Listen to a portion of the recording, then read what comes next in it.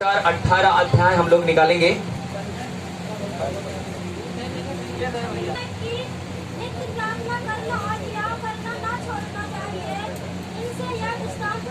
ये कौन बोल रहे हैं? फिर से पढ़ो।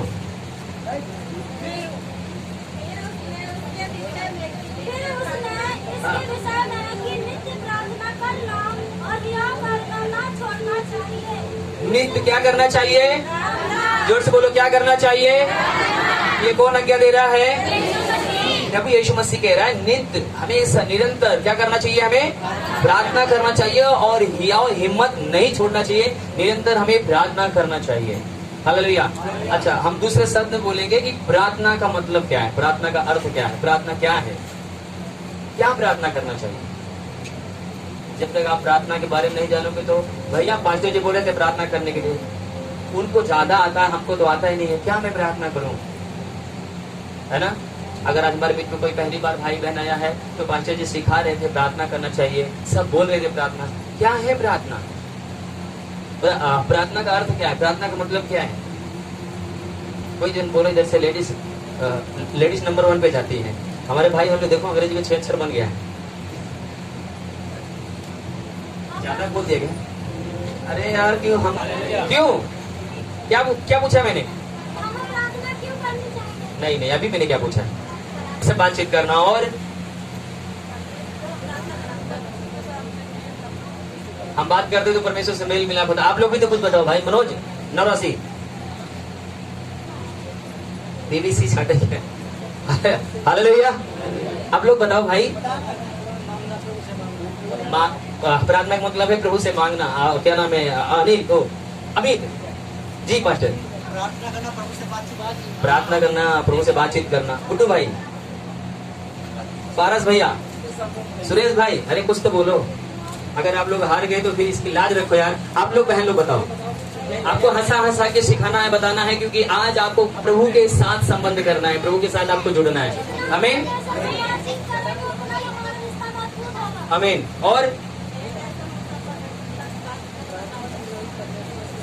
जैसे मूसा परमेश्वर के साथ बातचीत करता था वैसे हमें भी बातचीत करना चाहिए। हालेलुया। बोलो प्रभु यीशु मसीह की।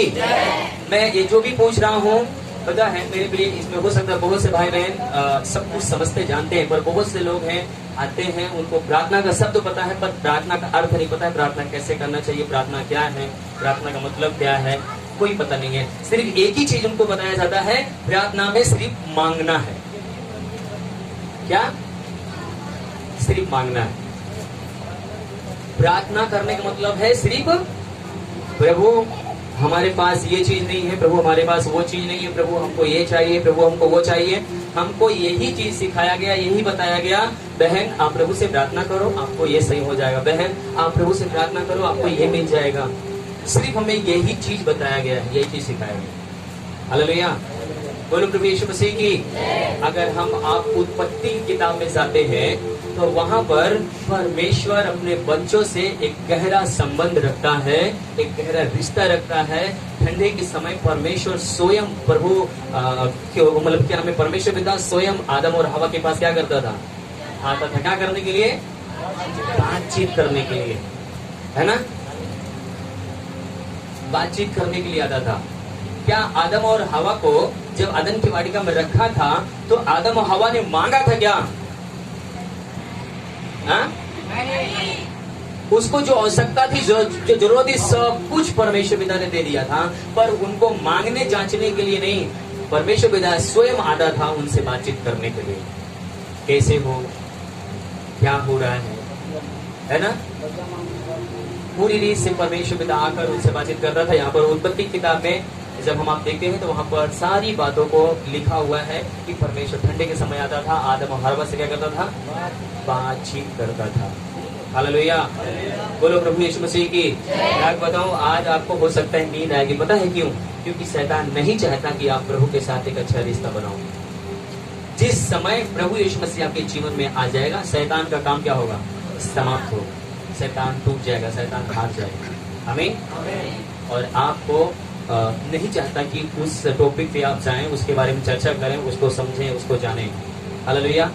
क्योंकि जिस समय आप परमेश्वर को जान जाएंगे, परमेश्वर कैसा है, परमेश्वर क्यों है, परमेश्वर कितना प्यार करता है, परमेश्वर किस गहराई से हमसे प्यार करता है, ये गहराई में हमको जानने के लिए शैतान नहीं बलि देना चाहता। हालेलुया, बोलो प्रभु यीशु मसीह की।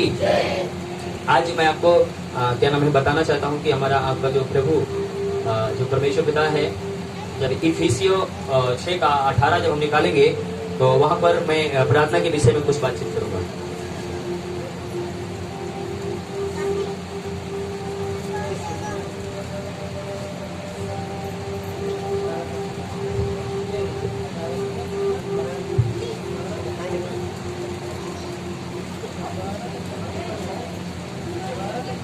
प्रार्थना पता है 2 प्रकार की होती है। एक प्रार्थना तो बातचीत करने के बाद, दूसरी प्रार्थना क्या है? पढ़ो, कोई क्यों पढ़ो। और हर समय और हर प्रकार से आत्मा में प्रार्थना, हर समय और हर प्रकार से आत्मा में प्रार्थना, हर समय और हर प्रकार से आत्मा में प्रार्थना और विनती करते रहो। क्या करते रहो? विनती करते रहो। विनती करते रहो। और इसीलिए जागते रहो कि हाँ, सब पवित्र आत्मा हाँ। लोगों के लिए लगातार विनती किया करो।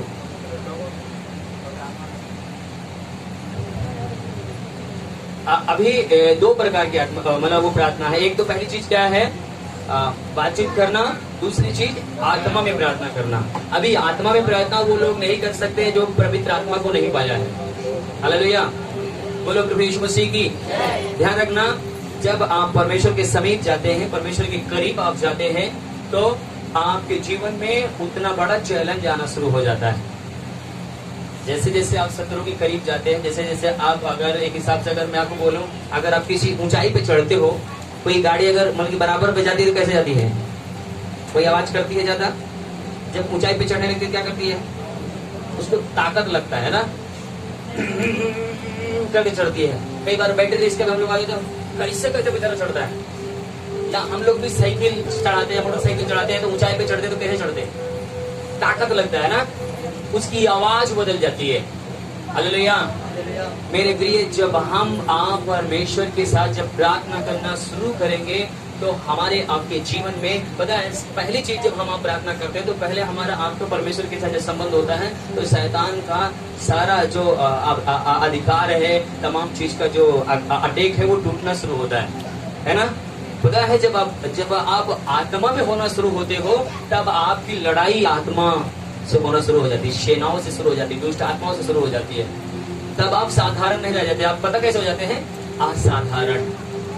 असाधारण का मतलब है कि अब हर एक शक्ति के ऊपर, हर एक दुष्ट आत्मा के ऊपर, हर एक बीमारी के ऊपर आप प्रभुता करने वाले भाई बन जाते, बहन बन जाते। आमीन। फिर उसके बाद आपको उसी गहराई से, मतलब उसी पावर, उसी ताकत के साथ और आपको प्रार्थना करना है, क्योंकि आपके पास हो सकता है समय नहीं रहेगा। जब आप व्यक्तिगत प्रार्थना करते हो तब आप अन्य भाषा में आप मतलब कि दुआ नहीं कर पाते। आत्मा में दुआ करने का मतलब है कि आप अन्य भाषा में दुआ करना है ना। एक वचन निकालो, 14 उसका पहली कुरिन्थियों 14 अध्याय, आत्मा का प्रार्थना का मतलब क्या है, थोड़ा सा इसके बारे में हम देखेंगे। पढ़ो। क्योंकि जो अन्य भाषा में बातें करता है, हाँ, वह मनुष्यों से नहीं परंतु परमेश्वर से बातें करता है। हाँ, इसलिए कि उसकी बातें कोई नहीं समझता, हाँ। क्योंकि वह भेद की बातें आत्मा में होकर होता है। किस में होकर बात करता है? आत्मा में। अभी काफी लोग के सर के ऊपर से जा रहा है। ये क्या है? क्योंकि वो भेद की बातें आत्मा में होकर प्रार्थना करता है। कैसे करता है? अभी बहुत से लोग पता है, जब उनके जीवन, जब आप अन्य भाषा में प्रार्थना करने वाला कौन अन्य भाषा में प्रार्थना की? जो पौलुस क्या कर रहा है, बहुत संघर्ष से होके जा रहा है, बहुत परीक्षाओं से होके जा रहा है। पौलुस कहता है, मैं परमेश्वर का धन्यवाद देता हूँ कि मैं सबसे अधिक और सबसे ज्यादा आत्मा में प्रार्थना करता हूँ, मतलब अन्य भाषा में प्रार्थना। आमीन, हालेलुया, बोलो प्रभु यीशु मसीह की। मेरे फिर कोई भी भविष्यवक्ता, अभी ये थॉमस जी आए थे, जब मैं पचडोरा के अंदर था तो पास्टर हमसे भैया ने उनको बोला कि पास्टर जी हमारे विषय में आप कुछ बताएं। तो उन्होंने बोला, मैं ऐसे कुछ नहीं बोल सकता, जब तक परमेश्वर का आत्मा मेरे ऊपर न प्रकट करे किसी के बारे में तो मैं कुछ भी बता नहीं सकता। उन्होंने बोला कि पूरी टीम को इकट्ठा किया, कम से कम 1 घंटा कंटिन्यू अन्य भाषा में लोगों ने प्रार्थना किया। उसके बाद पवित्र आत्मा वहां पर नियंत्रण लिया। फिर उन्होंने कुछ लोगों के बारे में नाम लेकर बताया। मतलब जब आप आत्मा में प्रार्थना करते हैं तो हर एक के जीवन से वो बंधन टूटना शुरू होता है। वहां पर पवित्र आत्मा का पहरा हो जाता है। कई बार जब हम आत्मा में प्रार्थना करते हैं, जब हम जब बुद्धि से प्रार्थना करते हैं, तो क्या होता है कि शैतान हमारी प्रार्थना को रोक लेता है, हमारी प्रार्थना को परमेश्वर तक पहुंचने नहीं देता है, उसका उत्तर भी नहीं मिलता हमें। पर जब हम आत्मा में प्रार्थना करना शुरू करते हैं, क्योंकि यहाँ पर क्या लिखा हुआ, पहले भी हमने इफिसियों 6:18 में क्या पढ़ा, निरंतर हमें कैसे आत्मा में प्रार्थना करना चाहिए। क्योंकि जब हम आत्मा में प्रार्थना करते हैं, यहाँ पर लिखा हुआ है कि जब हम भाषा में बात करते हैं तो कोई नहीं समझता, परंतु आत्मा में होकर हम परमेश्वर पिता से बात करते हैं, किसी मनुष्य से। हमारी आत्मा और परमेश्वर की आत्मा क्या होती है, एक होती है। आमीन। जब हम आत्मा में प्रार्थना करते हैं तो क्या होता है, हमारी प्रार्थना परमेश्वर तक पहुंचती है, हमारी प्रार्थना कोई रोकता नहीं है। बहुत से लोग अभी आत्मा में गया ही नहीं है, वो जाना भी नहीं चाहते। मेरे प्रिय, आपका परमेश्वर के साथ गहरा रिश्ता कब होता है, आपका परमेश्वर के साथ संबंध कब होता है, आपको आत्मा कब मिलता है। मान लीजिए कि आपका बच्चा है, आपसे कोई वास्ता ही नहीं रखता है, कोई मतलब ही नहीं रखता है ज्यादा, पर आप उसकी आवश्यकता को जरूरत को पूरा करते हो, क्योंकि आपका वो बेटा है। आप भी उस गहराई से उसे नहीं ध्यान दे पाते, सिर्फ इतना ध्यान देते हो कि उसकी आवश्यकता जरूरत क्या है, बस। जब वो आपसे निरंतर बातचीत करेगा, आपके पास आएगा, आपके पास बैठेगा, अपनी जरूरतों को, अपनी आवश्यकताओं को बताएगा, तब आप उसके बारे में सारी उसकी आवश्यकताओं को, जरूरतों को और गहराई से पूरा करना चाहोगे, है ना। और उसके बाद क्या होता है, आप उसकी आवश्यकता, उसकी जरूरत से बढ़कर आप देना शुरू कर देते हो। हालेलुया। पर ये व्यक्ति क्या है, दूसरा वाला जो एक व्यक्ति क्या है कि वो कोई मतलब ही नहीं रखना चाहता है, कोई संबंध, कोई रिश्ता नहीं रखना चाहता है। बहुत से परिवार में ऐसे संबंध हैं, ऐसे रिश्ते हैं जो कि कोई माँ बाप से संबंध ज्यादा रिश्ता नहीं रखते हैं, इतना घुल मिल कर नहीं रहना चाहते, वो अपनी मर्जी, अपने दिमाग, अपने ज्ञान से वो काम करना चाहते हैं। आज वैसे मसीहत में है, प्रभु यीशु मसीह में आने के बाद कुछ लोग हैं निरंतर प्रार्थना, सुबह शाम, अगर खाना पे भी प्रार्थना करके खाएंगे, सोएंगे तो भी प्रार्थना करके सोएंगे, और जब उनको समय मिलेगा फिर भी वो प्रार्थना करेंगे। कुछ लोग हैं तो सिर्फ चर्च में आएंगे, यहीं पर प्रार्थना करेंगे, उसके बाद वो बाहर जाने के बाद कोई प्रार्थना नहीं। वो कभी भी वो चाहेंगे कि वो जैसे अन्य भाषा में बात करता मैं भी बात करूंगा, कभी नहीं कर सकते आप। क्यों नहीं कर सकते पता है, क्योंकि आपने पिता के साथ अच्छा रिश्ता नहीं बनाना चाह रहे हो। जब आपका बच्चा तुतलाता है, जब आपका बच्चा कुछ बोलना चाहता है तो आप क्या चाहते हो, जब आपका बच्चा खड़ा होना चाहता है, जब आपका बच्चा तुतलाता है, माँ पा करता है ना, तो आप क्या चाहते हो, उसको और शब्द बोलने की सामर्थ्य देते हो, बोलते हो बेटा और ऐसा बोलो, माँ बोलो, बाबा बोलो, आप उसकी मदद करते हो और एक दिन वो बोलना शुरू कर देता है ना। जब आप उस आत्मा में होकर प्रार्थना करना जब शुरू करोगे ना, जब चाहोगे, अगर किसी को एक भाषा, एक शब्द मिला तो आप बोलना शुरू करो आत्मा में, और उसके बाद देखो पवित्र आत्मा आपकी सहायता करेगा, मदद करेगा, आपकी अगुवाई करेगा। आमीन। जब आप नहीं कोशिश करोगे तो कभी भी परमेश्वर आपकी सहायता नहीं कर सकता। हालेलुया। आज प्रार्थना अगर हम देखा जाए तो आज जैसे कि आज हम अपने बच्चों को, अभी मतलब जो आगे वचन है, हम उसमें उस वचन को मैं बताना चाहता हूँ। क्या नाम है, पहला पत्रस 5 अध्याय उसका 7 पद में हम देखेंगे कि वहां पर प्रार्थना के दौरान सारी जरूरतों को परमेश्वर किस प्रकार से पूरा करता है।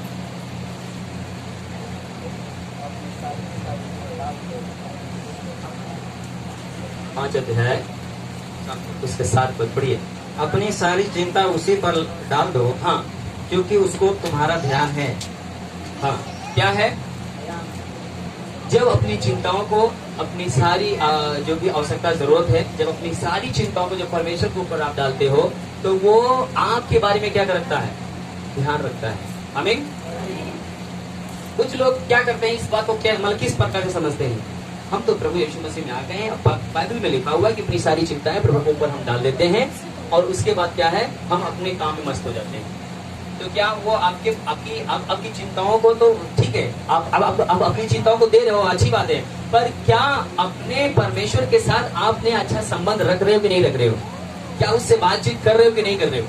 अगर आप उससे बातचीत कर रहे हो मेरे प्रिय, अपनी चिंताओं को उसको दे रहे हो, कई बार आप मुझे नहीं पता कि आप लोग में कोई ऐसा भाई बहन है कि जो उसके जीवन में किसी प्रकार से मतलब एक उतार चढ़ाव जब आता है उसके लाइफ में, जो उसके घर में बुजुर्ग होते हैं, माँ बाप होते हैं, और वो अपनी सारी चिंताओं क्या करते हैं, अपने माँ बाप को बताते हैं, और उसके बाद वो माँ बाप निश्चय वो आपकी सारी चिंताओं क्या करते हैं, अपने ऊपर लेते हैं। या आपका बच्चा कोई भी चिंता अगर आपके बारे में बताता है, आपको कोई भी बेमन बात बताता है, तो आप क्या करते हैं, उस बच्चे का बोझ आप लेते हैं कि नहीं लेते? हाँ या ना? है? जब आपका बच्चा आप अपने जीवन के कोई भी कमी घटी के बारे में बताता है, कोई समस्या बताता है, कोई तकलीफ बताता है, आप उसके बारे में चिंता करते कि नहीं करते? उसकी चिंता आप ले लेते हैं, उसके विषय में आप चिंता करना शुरू कर देते हैं। कब आप चिंता करते हैं? जब आप उससे प्रार्थना करते हैं, जब आप अपने पापा मम्मी से बताते हैं। प्रार्थना का मतलब है कि आप जब परमेश्वर के सामने बैठते हो, अपने जीवन की सारी कमी घटी को, सारी आवश्यकताओं को, जरूरतों को जब आप परमेश्वर के सामने बताते हो, तो आप अपनी चिंताओं को उसको देते हो। निश्चय मेरे प्रिय, आपके लाइफ में, आपके जीवन में कोई भी समस्या क्यों ना हो, आपके जीवन में वो समाधान परमेश्वर निकालता है। आमीन। हमेशा निकालता है, कहीं पर भी आपको निराश नहीं छोड़ेगा। क्योंकि मैंने अपने लाइफ में, अपने जीवन में, मैं भी अपने लाइफ में कई जगहों में मैं अपनी चिंताओं को अपने माँ बाप के जब सामने रखा, तो उन्होंने मेरी सारी चिंताओं का किया, पूरा किया, सारी चिंताओं को अपने ऊपर लिया, और उन्होंने वो चीज को करके उन समस्याओं से, उस दुखों से हमको निकाला। हालेलुया। उससे कई ज्यादा हमारा आपका परमेश्वर, हमारा आपका प्रभु क्या करता है हमारे जीवन में, वो हमारी चिंताओं को करता है। आमीन। हालेलुया। बोलो प्रभु यीशु मसीह की। जब मेरे लिए जब आपको मैं आप उस गहराई में लेके जाना चाहता हूँ जहाँ पर प्रभु यीशु मसीह ने अपने लाइफ को, अपने जीवन को सिर्फ प्रार्थना के लिए दिया था, जहाँ पर अपने जीवन को प्रभु यीशु मसीह ने निचोड़ दिया था प्रार्थना में, जहाँ पर यीशु मसीह ने अपने जीवन को पूरी रीत से परमेश्वर पिता को समर्पित कर दिया था। हालेलुया। बोलो प्रभु यीशु मसीह की। आपको पता है परमेश्वर पिता अपने कलाम में कहा है, इब्रिया 33 अध्याय उसके 3 पद में मतलब लिखा हुआ है कि तुम मुझसे प्रार्थना कर और मैं तुझे कठिन से कठिन बातें क्या करूंगा, मैं तुझे बताऊंगा। क्या कर मुझसे? प्रार्थना कर। किसके बारे में प्रार्थना करने के बारे में? जो तेरे जीवन में, जो तेरे परिवार में, जो तेरे घर में, जो तेरे लाइफ में कोई भी चिंताएं हैं, कोई भी समस्याएं हैं, मैं हर एक चीज की समाधान क्या करूंगा, मैं तुझे बताऊंगा। कठिन से कठिन बातों को मैं तुझे बताऊंगा। हालेलुया। क्या करने से? सिर्फ प्रार्थना करने से। हालेलुया। आज कहीं न कहीं हमारे आपके लाइफ में, जीवन में एक समस्याएं हैं। पता क्यों है? हम अपने लाइफ में सिर्फ प्रार्थना अपने स्वार्थ के लिए करते हैं बस, और हम प्रार्थना उस गहराई में जाकर नहीं करते जिस गहराई से प्रभु यीशु मसीह प्रार्थना कर रहा था। हालेलुया। आइए हम आपको उस गहराई में लेके जाना चाहते हैं जहाँ पर प्रभु यीशु मसीह ने अपने जीवन में खुदा के सामने एक प्रार्थना को रखा, जहाँ पर प्रभु यीशु मसीह ने इब्रानियों 6 अध्याय को 4 अध्याय उसका 6 मतलब 16 पद को हम लोग पढ़ेंगे। अनुग्रह के सिंहासन के निकट हियाव बांधकर चले कि हम पर दया हो, और वह अनुग्रह पाए जो आवश्यकता के समय हमारी सहायता करे। ध्यान रखना, अब इस बात को आपको बहुत गहराई में लेना है। इसलिए आओ हम अनुग्रह के सिंहासन के निकट हियाव बांध कर चले कि हम पर दया हो। किसके निकट जाना है आपको? जोर से बोलो, किसके निकट जाना है? आज पता है, आज प्रतिदिन आप चलते हो, प्रतिदिन आप काम करते हो, प्रतिदिन आप लोगों से बातचीत करते हो, पर यहाँ पर जो खुदा का दास याकूब क्या कह रहा है? इसलिए आओ हम अनुग्रह के सिंहासन के निकट चले। अनुग्रह क्या है? जोर से बोलो, अनुग्रह क्या है?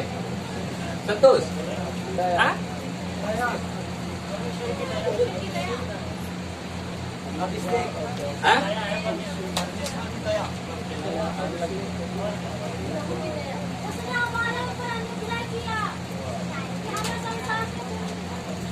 आज यहाँ पर प्रभु दास क्या कहता? आओ हम उस अनुग्रह के सिंहासन के नीचे चले। कहां पर? उस अनुग्रह के निकट चले। जोर से पढ़ो।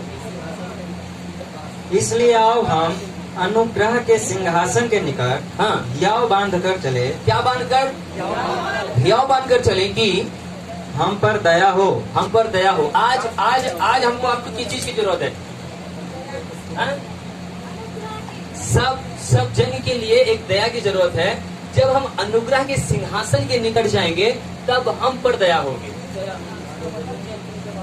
जब हम प्रभु यीशु मसीह के समीप जाएंगे, जब प्रभु यीशु मसीह के करीब जाएंगे, अनुग्रह यीशु मसीह ही सिर्फ एकमात्र ऐसा प्रभु है जो हम पर अनुग्रह किया है। यीशु मसीह ही अनुग्रह कर सकता है, बाकी मेरे प्रिय इस पृथ्वी पर कोई भी करने के योग्य नहीं है।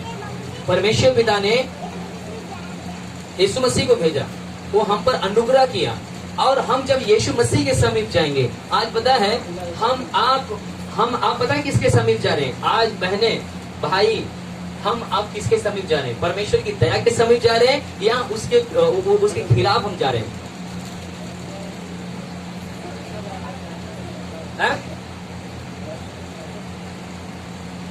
देखो, जब तक आप बातचीत नहीं करते ना, समझ में नहीं आता कि आपको समझ में आ रहा है कि नहीं आ रहा है। अब यहाँ पर प्रभु के दास बोलता है हम अनुग्रह के सिंहासन के निकट हम चले ताकि हम पर दया हो। आज हम पर दया हो रही है कि आज हम पर हमारे जीवन में समस्याएं तकलीफें आ रही हैं। अगर हम पे दया होगी तो क्या होगा? हमारा जीवन आशीषित होगी। हम सब ब्लेसिंग में जाएंगे, आशीष में जाएंगे, दया में, अनुग्रह में जाएंगे। अगर कोई व्यक्ति कर्जे में है और वो कर्जे वाले के निकट जाता है और उससे बोलता है, जो कर्जा दिया है उसे जाता है, उसे क्षमा मांगता है, उसे मेल मिलाप करता है, अगर वो दया कर दिया कि मैं आपका कर्जा माफ कर देता हूँ, तो क्या होगा? उसको कर्जा भरना पड़ेगा? कष्ट झेलना पड़ेगा उसको? बिल्कुल नहीं झेलना पड़ेगा। अगर आज हमारे आपके कर्जे को कोई भर सकता है, आज हमारे आपके जीवन को कोई आशीषित कर सकता है, तो वो प्रभु यीशु मसीह है। आमीन। आज यहाँ पर जो प्रभु हमें बताना चाहता है कि आज मेरे प्रिय में देखता हूँ कि आज अगर मैं अपने गलियों में जाकर देखता हूँ तो बहन अगर अपने घर से निकलती है, जो आपके पास समय होता है, आप परमेश्वर के पास कब जाते हैं? कहाँ जाते हैं? कैसे प्रभु के पास जाते हैं? सिर्फ भवन में आने के बाद आप प्रभु के पास आ गए हैं? आज बहन अपने पड़ोसी के पास जाती है, उसकी जुआ को ढूंढती है। पता है उसमें कितनी बुराई होती जुआ ढूंढने में? पता है, मैं कई बार सोचता हूँ, मेरे दरवाजे के बगल में कुछ बहनें एक दूसरे की जुआ ढूंढती है। मेरे घर की ऐसे जगह में है, मैं बैठा रहता हूँ, मैं लाइट बंद करके बैठता हूँ, अपना प्रार्थना करता हूँ, सुनता हूँ। कई बार तो पता है जुआ ढूंढते थे, जो जुआ ढूंढ दिया है ना, वो हलनिया का मतबिया कैसे है, मतलब वो आदमी कैसा हो गया, देवर कैसे है, उसके बारे में क्या कर रहा है पता है? बुराई कर रहा है। और वो जुआ ढूंढा चक्कर में हाँ में हाँ कर दिया, ओके ऐसा ना कहीं मूड छोड़ दे। हाँ, मतलब इस प्रकार से क्या कर रहा है? वही समय अगर वो प्रभु के सिंहासन के नीचे जाए, प्रभु के चरणों में बैठे, फास्टिंग रखे, उपवास रखे, पता है परमेश्वर की दया उस पर होगी। वही समय वो प्रार्थना करे। और पता है वो जुआ हिरावे के चक्कर में दुनिया भर का भाषण तो सुन ले, अब वो भाषण के सामने उगल दे तो तहर का हुए।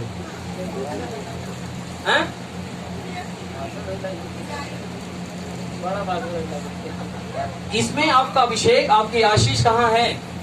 सब गायब हो रहा है। आप पूरी रीत से शैतान के चक्कर में फंस गए। हालेलुया। ये बहुत गहरी बात है मेरे प्रिय।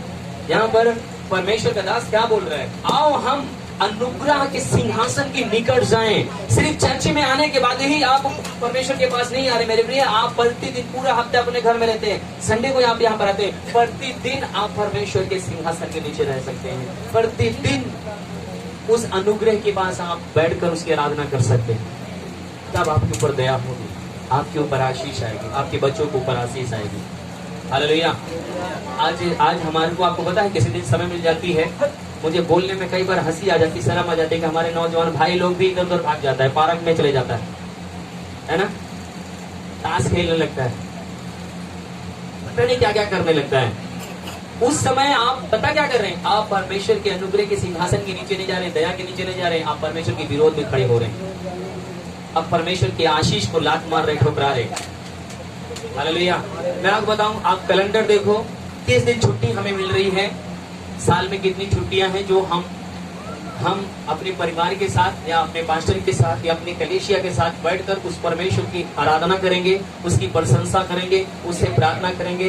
पता है पूरा महीना, पूरा हफ्ता आपको ताकत, बल कौन देता है?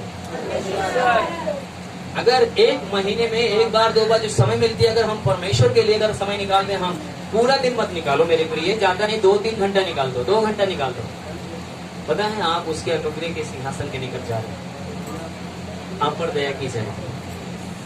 यहाँ पर जितनी भी हम परमेश्वर के वचन को पढ़ रहे हैं मेरे प्रिय, यहाँ पर परमेश्वर हमें यीशु मसीह का अगर आप जीवन देखोगे ना, जो लोग का जीवन प्रार्थना का जीवन था, वो लोग के जीवन में हमने देखा कि वो लोग प्रार्थना करवाने वाले नहीं, उनके जीवन से लोग प्रार्थना करवाने के लिए जाते थे, उनके जीवन से लोग आशीषित होने के लिए जाते थे। आमीन, हालेलुया। आज हम सभी को, मैं चाहूंगा इस वचन को दोबारा से पढ़ेंगे। इसलिए आओ हम अनुग्रह के सिंहासन के निकट हियाव बांध कर चले कि हम पर दया हो और अनुग्रह पाए, और आवश्यकता के समय हमारी, जब हमारे जीवन में आवश्यकता होगी, जरूरत होगी, तो तब हमारा प्रभु क्या करेगा? सहायता करेगा, मदद करेगा। जब हमारे जीवन में समस्याएं आती, तकलीफ आती है, दिक्कतें होती हैं, तब हम उसके सिंहासन के निकट जाते हैं, तब हम उससे प्रार्थना करते हैं, तब हम उससे विनती करते हैं।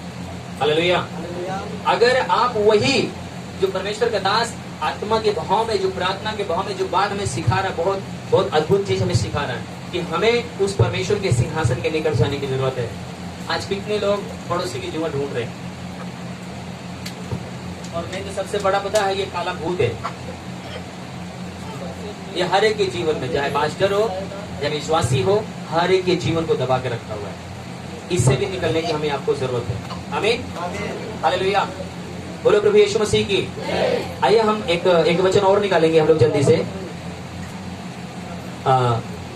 हम लोग इसके बाद हम लोग प्रार्थना में जाएंगे। 2-3 वचन है। मत्ती रचित सुसमाचार उसका 14 अध्याय और 23 पद को हम लोग पढ़ेंगे। वह लोगों को विदा करके प्रार्थना करने वो अलग पहाड़ पर चला गया। कौन? जोर से बोलो, कौन गया? आप लोग की आवाज आना चाहिए। उस साइड कोई लोग पढ़ रहा है कि सिर्फ सुन रहा है? बाइबल कितने लोग खोला है? पढ़िए भैया, तो फिर से पढ़िए। वह लोगों को विदा करके प्रार्थना करने को अलग पहाड़ पर चला गया।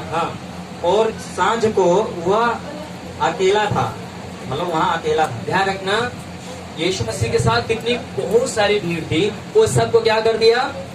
पूरी भीड़ को विदा कर दिया। अपने चेलों को झील उस पर जाने के लिए विदा कर दिया। फिर उसके बाद यीशु मसीह क्या करता है? अकेले प्रार्थना करने के लिए जा रहा है। कहाँ जा रहा है? पहाड़ पर। क्या करने जा रहा है? किसके साथ जा रहा है? अकेले प्रार्थना करने जा रहा है। किससे? हमको आपको भीड़ में प्रार्थना करना अच्छा लगता है ना?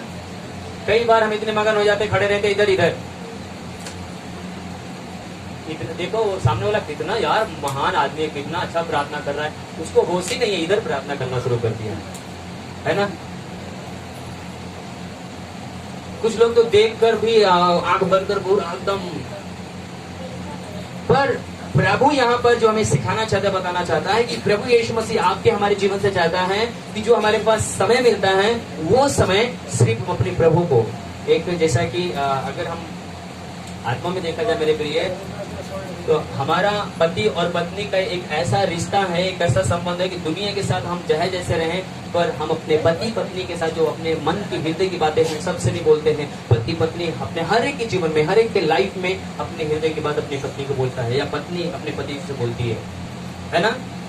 एक रिश्ता आपका हमारा ऐसा, एक रिश्ता ऐसा आपके मन के जीवन साथी के साथ होता है। ऐसे ही हमारा यीशु मसीह हमारा पति है। कौन है? बाइबल बताती है कलीसिया यीशु मसीह कौन है? दुल्हन है। आमीन। कलीसिया यीशु मसीह क्या है? आप भी दुल्हन हो, आप भी दुल्हन हो। आमीन। हमारा भी यीशु मसीह दूल्हा है, और दुल्हन को अपने पति को प्रसन्न करने के लिए, उसको हमेशा राजी करने के लिए, हमेशा उसके साथ अच्छा रिश्ता रखती है पत्नी, है ना? झाड़ू मारती है, पोछा करती है, सब कुछ करने के बावजूद भी पति साहब गुस्सा हो जाते कई बार, है ना? ये संसारिक पति है। इसके बाद जो आत्मिक पति है, उसको कैसा जीवन चाहिए? आप अपने पत्नी को 4-5 दिन बात ही मत देखो कैसे करती है आपकी पत्नी।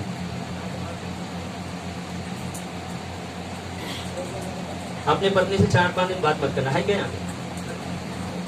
नहीं है।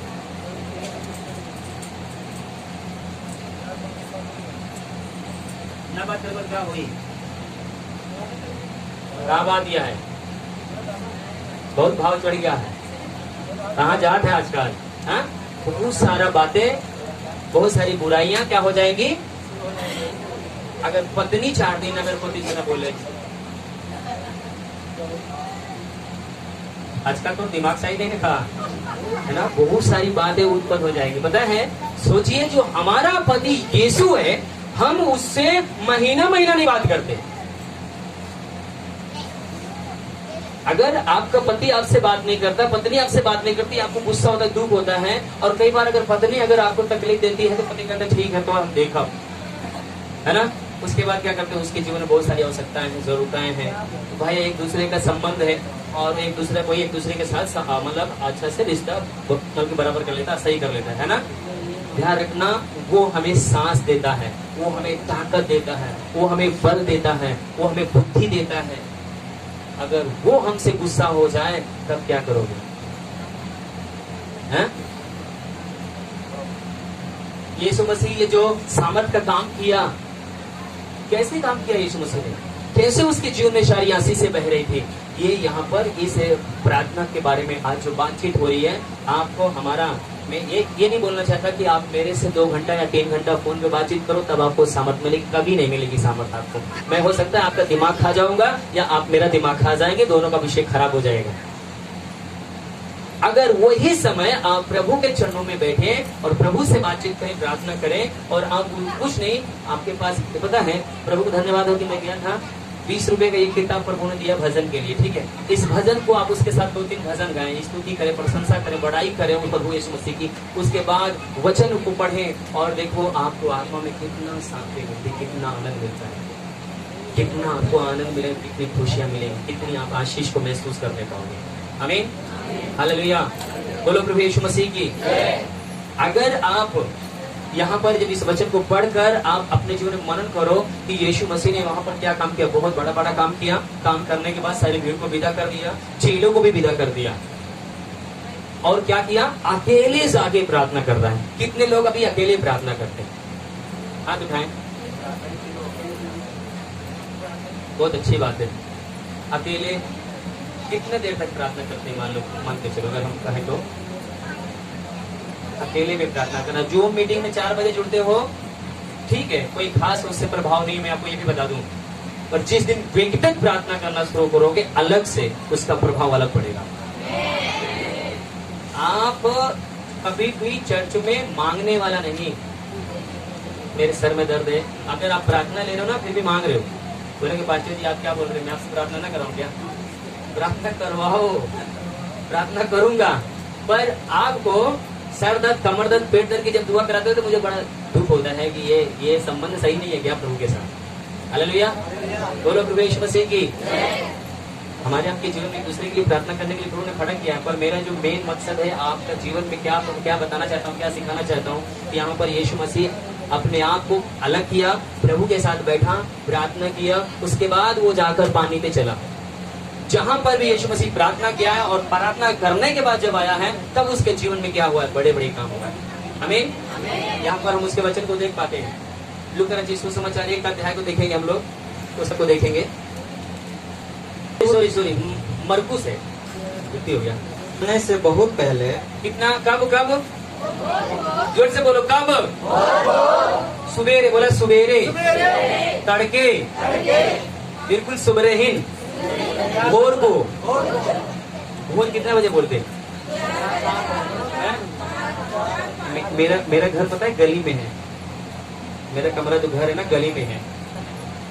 वहाँ पर कई ऐसे हमारे बुजुर्ग क्या नाम है, आंटी हैं, तो 4 बजे रात नहाकर हाथ में पानी लेकर, जल लेकर, बहुत सारी मतलब लेकर, वो नंगे पाँव, जब वो छनन पाँव उनके हिप करता है ना, तो मैं जान जाता हूँ कि अटी जी जा रही है। और वो अपना भजन भी गाते हुए, नाम लेते हुए भी जाती है, भक्ति कर रही है। बेशक वो अपने प्रभु को नहीं जान रही है, पर उनके अंदर बहुत अच्छा भावना है भक्ति करने के लिए। आज हमसे आपसे अच्छा वो प्रार्थना कर रहे हैं और भक्ति कर रहे हैं, पर दिक्कत यही है कि बाइबल क्या हमें बताती है? बाइबल हमें बताती है परमेश्वर आत्मा है, और जब तक उस आत्मा से परमेश्वर पिता से नहीं मांगेंगे तब तक हमें मिलेगा नहीं। मैं आपको बताऊं, भक्ति करने वाले बहुत है, हमसे आपसे बढ़िया भक्ति करने वाले, ध्यान रखना, हमसे आपसे अच्छा दान देने वाले भी हैं। हालेलुया। पर कारण क्या है कि भक्ति क्यों नहीं ग्रहण की जाती है? यहाँ पर यीशु मसीह इस चीज को सिखाना चाहता है, बताना चाहता है। यीशु मसीह भोर को, फिर से पढ़िए, क्या लिखा हुआ है? भोर को दिन निकलने से पहले, भोर को दिन निकलने से पहले वह उठकर निकला वह यीशु मसीह उठकर निकल कर गया और एक जंगली स्थान में गया एक पहाड़ स्थान पे, जंगली स्थान पे गया और वहाँ प्रार्थना करने लगा। क्या करने लगा? उसको जंगल में जाने की क्या जरूरत है, पता है? इसका मतलब है कि जब हम आप प्रार्थना करें तो ये भी हमें डिस्टर्ब न करें, जब हम प्रार्थना करें ये भी डिस्टर्ब न करें, जब हम प्रार्थना करें तो ये बच्चे भी डिस्टर्ब न करें। किससे? कितना आदर करते हो प्रभु का, कितना सम्मान करते हो प्रभु का। यही रिश्ता हमारा आपका प्रभु हमको आपसे कराना चाहता है। अगर हमारा रिश्ता उसके साथ अच्छा है मेरे प्रिय, सारी स्थितियां, सारे हालात आपके हमारे बदलने जा रहे हैं। अगर आज यहाँ पर हम आकर जो आशीषों को जिस इच्छा से हम यहाँ पर आए हैं, आपको लग रहा होगा पास्टर जी आज उछल कर और बहुत मतलब चिन्ह चमत्कार के बारे में नहीं बता रहे। मैं आपको बताऊं, अगर एक व्यक्ति, दो व्यक्ति अगर इस प्रार्थना का डोर पकड़ लिया तो उसके द्वारा पूरा मोहल्ला बदल जाएगा, गली बदलेगी, हालात बदल जाएंगे। हमें क्योंकि कल कोई बच्चा यहाँ पर कोई, ये लोग क्या नाम है, वो ढोल बजा रहे थे, मैं छत पे था, वो बाहर था ऊपर, तो ये लोग आपस में कौन कर रहा था मुझे नहीं पता, वो कह रहे थे ऐसे कुछ, कौन था, कह रहे थे कि मसीह लोग दवा से नहीं परंतु दुआ से जीते। किससे? मसीह लोग दवा से नहीं परंतु दुआ से जीते। इसका मतलब क्या है कि आपका जीवन दुआ का जीवन होना चाहिए, प्रार्थना का जीवन होना चाहिए। आमीन, हालेलुया, बोलो प्रभु यीशु मसीह की। यीशु मसीह भोर को तड़के निकलकर जंगली स्थान पे प्रार्थना कर रहा था। इसका मतलब है कि वो अपने जो उसके चेले थे, जो उसके बच्चे थे आदमी, वो लोग उसको डिस्टर्ब न करें, उसको परेशान न करें। किसी का घर हटाता होगा तो उठकर प्रभु यीशु मसीह क्या करता है, कुछ बोल सकता है, पर यीशु मसीह उन सब से अलग हटकर जाकर प्रभु से क्या कर रहे हैं? प्रार्थना कर रहे हैं। आमीन, हालेलुया। उसके आगे क्या होता है, थोड़ा पढ़िएगा। तब सामोन और उसके साथी हाँ, उसकी खोज में गए। हाँ, जब वह मिला तो उससे कहा, सब लोग तुझे ढूंढते रहे। बोलो प्रभु यीशु मसीह की। अगर आप प्रार्थना करने वाले होंगे तो पता है आपके गली के लोग, आपके मोहल्ले के लोग, आपके शहर के लोग, आपके परिवार के लोग आपको क्या करेंगे पता है? क्या करेंगे? कहाँ गए भैया हमारे, कहाँ गए बहन जी हमारी? दुआ करने वाले अगर आप हैं तो। प्रभु यीशु मसीह का सबके साथ बहुत सुंदर रिश्ता था, पर सबसे बढ़कर रिश्ता अपने परमेश्वर पिता से रखते थे। आमीन, हालेलुया, बोलो प्रभु यीशु मसीह की। अगर मैं यहाँ से पूछूं, किसी से पूछूं क्या अपने पति से बढ़कर अपने यीशु मसीह से प्यार करते हो? सब बोलेंगे यस, और पति बोल देगा जाबू चले दूध डंडा मत कर, ठीक है। ऐसा भी होगा कि नहीं होगा? हैं? हालेलुया, क्या बोल रहा हूं मैं? क्या अपने पति से बढ़कर आप प्यार करते हैं एक दूसरे को? अपनी पत्नी से बढ़कर, अपने बच्चों से बढ़कर? अगर पति डंडा उठा ले, बोलेगा चर्च नहीं जाना है तो नहीं जाऊंगी आज, कोई बात नहीं है ना?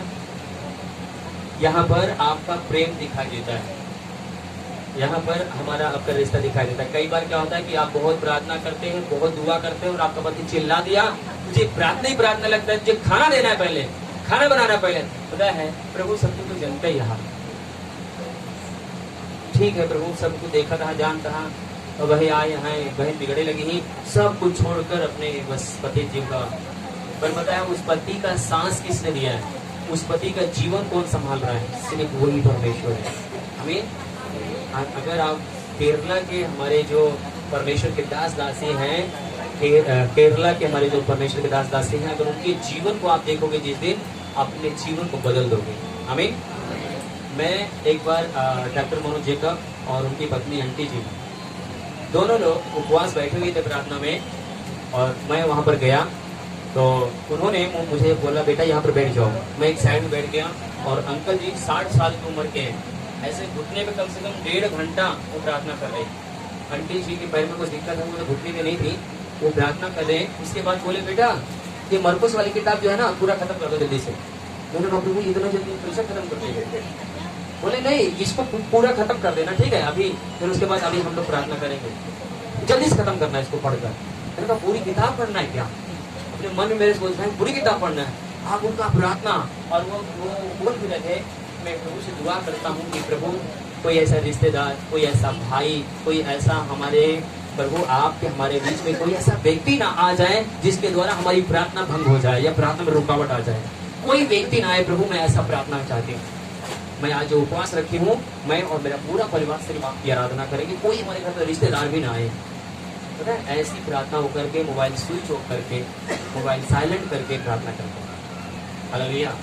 और जब वो प्रार्थना करना शुरू करते हैं मेरे प्रिय, सचमुच में परमेश्वर की बड़ी सामर्थ्य उतरती है, क्योंकि उनका जो ध्यान है, जो यीशु मसीह ने जो प्रार्थना जो करना सिखाया है, सचमुच में बाइबल का परमेश्वर में बताता है कि यीशु मसीह के चेले यीशु मसीह के पास आए और क्या बोलते हैं कि प्रभु हमें प्रार्थना करना। यूहन्ना अपने चेले को क्या करता है? प्रार्थना करना सिखाया है, सिखाता है। यीशु मसीह आप भी हमें क्या करो? प्रार्थना करना सिखाओ। हालेलुया। जिस दिन अगर हमें प्रार्थना करना आ गया मेरे प्रिय, अगर हमने प्रार्थना करने का आने का मतलब ये नहीं है कि प्रभु में यीशु मसीह आपका धन्यवाद, याकूब का परमेश्वर, इसहाक का परमेश्वर, तेरी स्तुति हो, तूने मुर्दे को जिंदा किया, तू बड़ा सुंदर है, बड़ा अद्भुत है, बड़ा चमत्कारी परमेश्वर है, मुर्दे को जिला दिया। ये प्रार्थना करना नहीं है। प्रार्थना करने का मतलब है कि आप सिर्फ प्रभु के साथ, जैसा कि आप प्रभु के साथ बैठे और प्रभु के साथ घंटों 2 घंटों आप उसकी आराधना करें, उसकी स्तुति करें, उसकी प्रशंसा करें। हम लोग कितना घंटा दूसरे की नौकरी करते हैं? 12 घंटा, 8 घंटा, 10 घंटा हम दूसरे की नौकरी करते हैं मेरे प्रिय। पर पता है जो हमें सांसें दे रहा है, जो हमें जीवन दे रहा है। कल मैं हॉस्पिटल में था, एक बहन आई थी मेरे आँख के सामने पेड़ पर, और वो बच्चे को अपनी छाती से लगा रखी थी, रो रही थी। तो मैंने कहा हो सकता है तबीयत ज़्यादा खराब है। जब उसको बेड पर लेटाए ना तो उसकी आँख ऐसे खुली थी पूरी, और उसके बाद जब उसको देखा, डॉक्टर आए चेकअप किए, बोले अभी बच्चा नहीं है। बहुत परेशान हुई, बहुत रो रही थी। तो मैं बहुत दुखी हुआ वहाँ पर, मतलब आँख में जैसे आंसू से आ गया, क्योंकि उसकी रोना ये तो पूरा चक्कर आ गया, तो गिर गई वहीं पे। पानी उन्हें पिलाया, मुँह हाथ धुलाया। मैंने कहा भैया ये भी किसी के शोर शराबा ज़्यादा नहीं सुन सकती है भाई, लेडीज है, हाड़े को घबरा जाती है। तो वहाँ पर जो देखा मैंने, प्रभु कैसे तू जीवन देता है और कैसे लोगों को ले लेता है। आज हम लोग को उस गहराई से सोचना चाहिए कि आज क्या हम उस परमेश्वर के साथ हमारा अच्छा संबंध रिश्ता है। आज हम लोगों के साथ, लोगों को प्रसन्न करने के लिए, लोगों को खुश रखने के लिए हम सारी कीमत चुकाते हैं, पैसे से सब कुछ करके हम कीमत चुकाते हैं। पर प्रभु के लिए हम कितना घंटा, कितना समय, कितना दिन देते हैं? क्या अभी यहाँ पर बाइबल का परमेश्वर बताता है कि हमको आपको उपवास के साथ परमेश्वर के चरणों में आना चाहिए, आत्मा के साथ उसके चरणों में आकर उसके साथ दुआ करना चाहिए। हमें यीशु मसीह जब सेवकाई में आए तो पता है 40 दिन 40 रात निराहार रहा, परमेश्वर की आत्मा से भरता रहा, परमेश्वर की अगुवाई में चलता रहा। आज सबसे पहली सीढ़ी अगर आज हम यीशु मसीह के जीवन को देखते हैं तो सिर्फ प्रार्थना से शुरुआत हुआ। आमीन। आज हमारे जीवन में कितनी प्रार्थना की जरूरत है, कितना जरूरत है, कितनी आवश्यकता है, बहुत ज्यादा, बहुत जरूरी है, बहुत अहम है कि हम कितना घंटा, कितना समय अकेले में प्रार्थना करते हैं। आज हमें अकेले में प्रार्थना करने की बहुत जरूरत है। व्यक्तिगत प्रार्थना, आप दुनिया से संगठित प्रार्थना करते हो, बहुत अच्छी बात है। फैमिली के साथ आप दुआ करते हो, वो भी बहुत अच्छी बात है। पर आप अकेले में कितना प्रार्थना, आप और आपके प्रभु का रिश्ता। हालेलुया। जब पता है 1 हफ्ता तक आपको समस्या होगी, 1 हफ्ता प्रभु के साथ प्रार्थना करने में। पहली चीज, जब आप बुद्धि से प्रार्थना करोगे तब आपको क्या नाम है, समस्याएं होंगी। जब आप आत्मा में प्रार्थना करना शुरू कर दोगे धीरे धीरे ना, फिर उसके बाद आपका प्रार्थना का गति बढ़ जाएगा, प्रार्थना का उत्तर आना शुरू हो जाएगा। बहुत सारी चीजें आपके जीवन में क्या होगा, बदलाव होना शुरू हो जाएगा। आमीन। हालेलुया। बोलो प्रभु यीशु मसीह की। एक लास्ट वचन पढ़ के हम लोग प्रार्थना करेंगे। 26 का 36 पढ़ेंगे मत्ती का। तू अपने चेलों के हाँ साथ गतसमनी हाँ। गतसमनी नामक एक स्थान में आया हाँ। और अपने चेलों से कहने लगा, कहने लगा यहीं बैठे रहना हाँ जब तक मैं वहां जाकर प्रार्थना करूं। हाँ वह पतरस और जबदी के दोनों पुत्रों को हाँ। साथ लेकर गया हाँ और उदास और व्याकुल होने लगा। हाँ तब उसने उनसे कहा, मेरा जी बहुत उदास है। किससे कह रहा है? आपको पता है, ध्यान सुनो, इस साइड देखो, ये प्रभु यीशु मसीह अपने चेलों से ये बातें बोल रहा है। मेरा जी बहुत घबरा रहा है, वो बहुत मतलब व्याकुल हो रहा है, और उन सब से क्या कह रहा है कि तुम क्या करो? प्रार्थना करो। आगे पढ़ो थोड़ा सा तो। यहाँ तक कि मेरा प्राण निकला जा रहा है। यहाँ तक कि मेरा क्या निकल रहा है? आपको पता है, प्रभु यीशु मसीह अपने चेलों की उनके चेलों से अपने चेलों से प्रार्थना करवाने की उनको आवश्यकता पड़ी। आप प्रार्थना का मतलब क्या है? प्रार्थना का अर्थ क्या है? जब आप प्रार्थना करते हैं तो आपके लिए वो सारे दरवाजे खुलना शुरू होते हैं। प्रभु यीशु मसीह यहाँ पर अपने जीवन में, जब उसके जीवन में संकटें आए, मुसीबतें आए, पता है वो खुद तो प्रार्थना करने के लिए तैयार है, परंतु अपने चेलों को भी क्या कर रहा है? प्रार्थना करने के लिए मजबूर कर रहा है कि आप प्रार्थना करो। आमीन। मैं चाहूंगा 36 से फिर से पढ़े दोबारा। तब यीशु अपने हाँ। चेलों के साथ गतसमनी नामक एक स्थान में आया हाँ और अपने चेलों से कहने लगा, यहीं बैठे रहना जी। जब तक मैं वहां से जाकर प्रार्थना ना करूं। हाँ वह पतरस और जबदी के पुत्र दोनों को साथ लेकर गया और उदास और व्याकुल होने लगा। तब उसने उनसे कहा, मेरा जी बहुत उदास है, यहाँ तक कि मेरा प्राण निकला जा रहा है। जी। तुम यहीं ठहरो और मेरे साथ जागते रहो। हाँ फिर वह थोड़ा और आगे बढ़कर मुंह के बल गिरा हाँ और वह ये प्रार्थना की, हे मेरे पिता, यदि हो सके तो ये कटोरा मुझ पर से टल जाए। जी। आगे।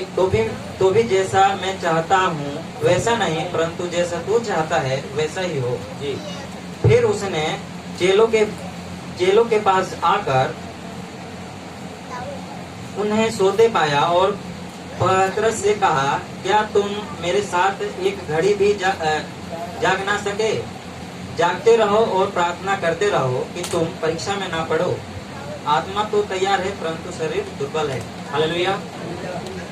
प्रभु यीशु मसीह खुद तो एक तो पहली चीज वो स्वयं प्रार्थना किया, और अपने चेलों को भी क्या कह रहा है कि तुम क्या करो? प्रार्थना करते रहो, ताकि तुम क्या करो? परीक्षा में। अभी इनके सामने क्या आया है? एक समस्या है, एक तकलीफ आई है। अब यीशु मसीह उनको खबरदार कर रहा है कि तुम्हें क्या करना चाहिए? जोर से बोलो, क्या करना चाहिए? ये कौन बोल रहा है? यीशु मसीह बोल रहा है अपने चेलों को कि तुम प्रार्थना करते रहो ताकि तुम परीक्षा में। आज हमको आपको किस चीज की जरूरत है?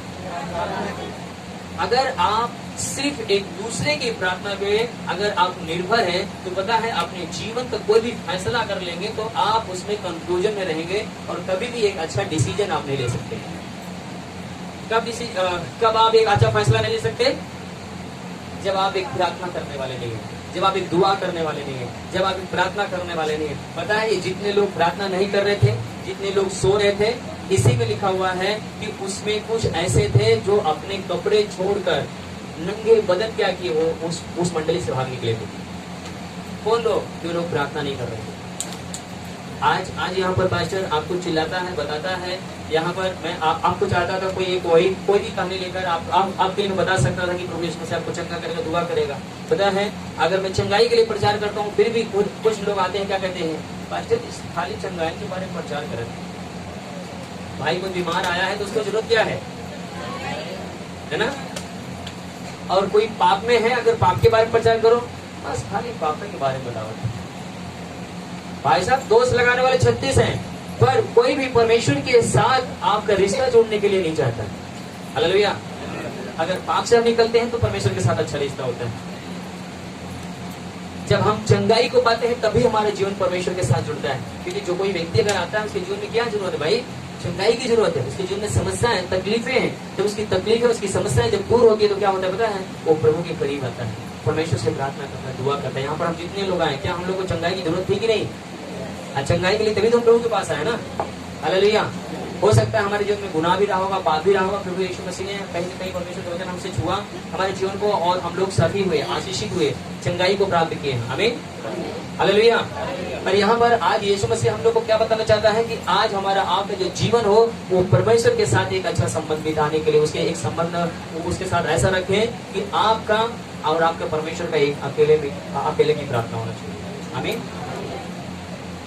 हर समय आपको बाइबल का परमेश्वर बताता है कि जितने भी बाइबल के अंदर प्रार्थना का जीवन देख लो, ये जो परमेश्वर पिता अदन की वाटिका में एक ठंडे समय था उसके जीवन में प्रार्थना करने का, मतलब संगति में आने के लिए। दानियल का 3 बार प्रार्थना करने के लिए समय था, है ना? कितने बार था दानियल का? मतलब 3 बार था। और बाइबल बताती है कि जब याकूब मतलब पतरस और यूहन्ना जब मंदिर में जा रहे थे तो क्या हो रहा था वहां पे? वो प्रार्थना करने के लिए तीसरे पहर जा रहे थे, मतलब तीसरे बार जा रहे थे, है ना? ये जितने लोग प्रार्थना करने वाले हैं इनके जीवन में हम क्या देख रहे हैं? ये समय देख रहे हैं। क्या आज हमारे आपके लाइफ में समय है कि नहीं? हालेलुया। बोलो प्रभु यीशु मसीह की। आज से हम आप एक निर्णय लें, प्रभु मैं आज से अपना जीवन में आपके साथ मैं समय व्यतीत करने के लिए, आपसे बातचीत करने के लिए प्रभु मैं खड़ा होऊंगा। हमें मैं कितने पढ़े हो, कितने नहीं पढ़े हो, आप कैसे हो, कौन से कलर के हो, परमेश्वर के लिए कोई प्रभाव नहीं है।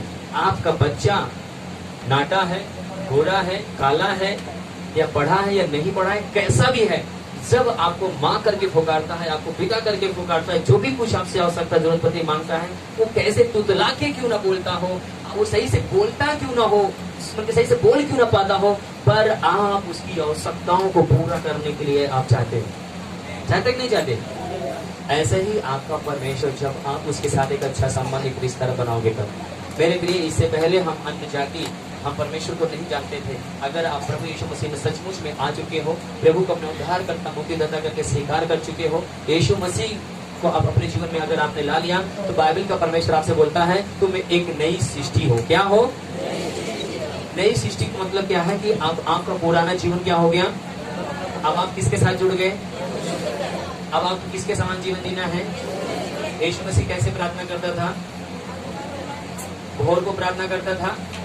बाइबल का परमेश्वर हमें कितनी बार प्रार्थना करने को, क्योंकि शुरुआत की प्रार्थना के लिए नित्य प्रार्थना करना, हमें हियाव छोड़ना नहीं चाहिए। आमीन। अभी हम लोग क्या करेंगे? प्रार्थना करना शुरू करेंगे कि नहीं? आज यहाँ पर अगर 1 घंटा या 1.5 घंटा में आपके साथ बातें किया हूँ तो इसका प्रतिफल आपके जीवन में दिखाई देगा कि या ऊपर से गया? जोर से बोलो।